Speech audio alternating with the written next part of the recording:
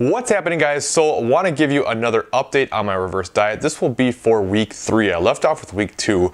Technically in real time, I'm a week behind right now, and I want to try to get caught up next week. I'll probably do a 2-week update next week, just because really one of the weeks is going to be kind of a wash anyway. Since I was in Vegas for 5 days and things were off, and wasn't tracking nutrition and wasn't really paying attention to it, that's going to kind of leave things a little bit weird. So we'll do a 2-week update then, and then we'll go week to week after that moving forward. Probably do updates on Fridays moving forward, just because I think that'll make sense. I'm going to start checking in on Wednesdays, which I didn't do this week, and that will hopefully give me my new numbers and I can create a video for you.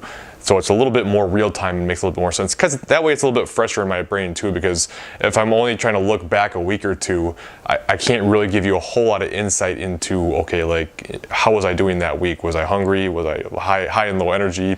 It's just, I can't think back that far. It's way too long, a whole week ago. So anyway, going back to week 3. So last time we left off, I was at 166.3 pounds for my average for the week, which gave me a 15 carb bump, or 60 total calories, and that's kind of where we left off. Now this week the average weight was 166. Now if you missed the video I did last about why I do average weights and about scale fluctuations and things like that, I highly recommend you check that back out.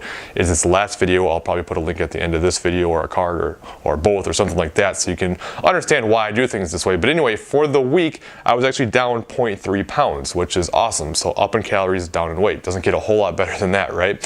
So with that, Paul took my numbers and he gave me a 12 carb bump and a 3 fat bump. Now remember, 1 carb has 4 calories, 1 fat has 9 calories. So altogether, that's a 75 calorie increase going into this week. So pretty decent bump. I would say personally, I find that 75 calories for 1 week is fairly aggressive. Now it just really depends on a lot of different factors, but for me, with the way things are going, being lean, coming out of a dieting phase and things trending down, it just makes sense to make a bigger increase. So that's probably why he did that.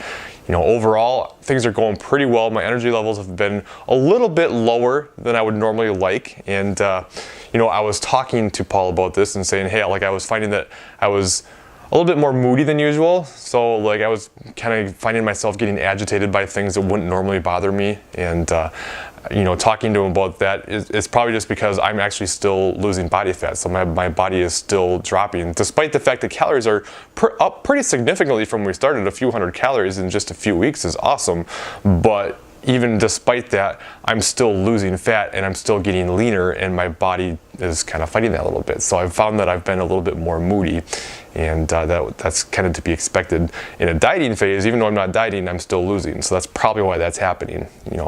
I'm also a little bit hungrier than usual, and I actually find that that's pretty normal for a reverse diet. I find that with not only myself, but with most of my clients as well. It's like the earlier stages of a reverse diet, you're typically almost hungrier than you are in the dieting phase, which seems kind of counterintuitive, but it actually makes sense if you think about it. Not only physiologically as hormones start to ramp up, but just mentally. All right, so when you're in a dieting phase, when you're cutting and you're actively trying to lose weight, you kind of have that goal in the front of your mind.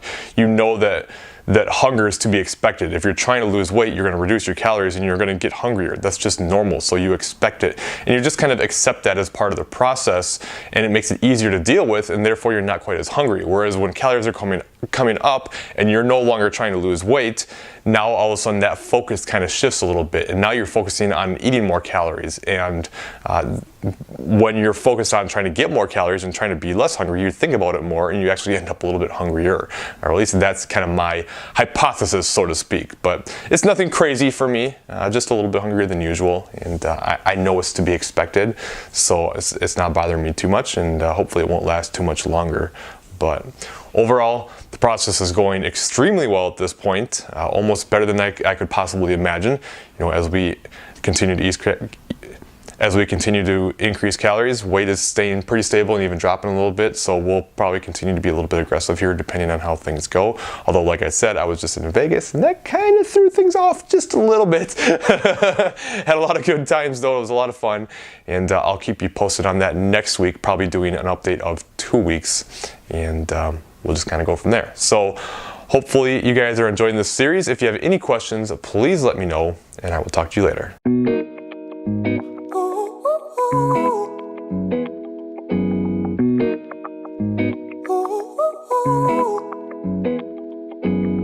I'm addicted to the love that you're giving.